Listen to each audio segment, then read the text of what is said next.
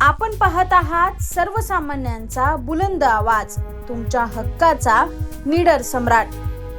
संपादक दीपक आढाव. मुंबईच्या दादर परिसरातील मध्यवर्ती भागात असणाऱ्या स्टार मॉलमध्ये चक्क वेश्या व्यवसाय सुरू असल्याचा धक्कादायक प्रकार उघड झाला आहे.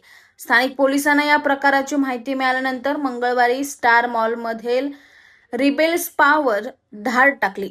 त्यावेळी या स्पामध्ये पोलिसांना 6 तरुणी आढळून आल्या. या तरुणी 25 ते 30 वयोगटातील आहेत. दादरमधील अत्यंत उच्चभ्रू परिसरात स्टार मॉल आहे. शिवाजी पार्क आणि शिवाजी मंदिर नाट्यगृहापासून स्टार मॉल अगदी काही अंतरावरच आहे. त्यामुळे स्टार मॉल आणि आजूबाजूचा परिसर अत्यंत गजबजलेला असतो.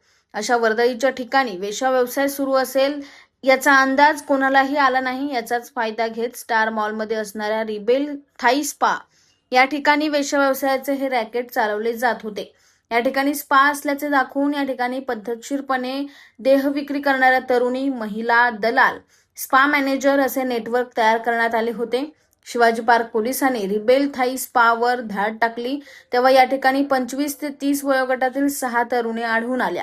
या सर्व मुलींची सुटका करण्यात आली. तसेच या प्रकरणी पोलिसांनी आशा परमार, कैलास यादव, रिबेल थाई स्पाचे व्यवस्थापक साहिल पिल्लाई आणि करण वर्धन यांना अटक केली आहे.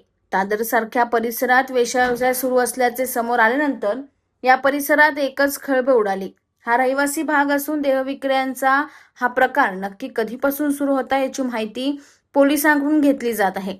त्यासाठी अटक करण्यात आलेल्या महिला आणि पुरुषांची चौकशी केली जात आहे. परंतु दादर सारख्या परिसरात इतके दिवस हा प्रकार सुरू असताना पोलिसांना किंवा इतर कोणालाही याचा सुगावा कसा लागला नाही याबद्दल प्रश्न उपस्थित केले जात आहेत.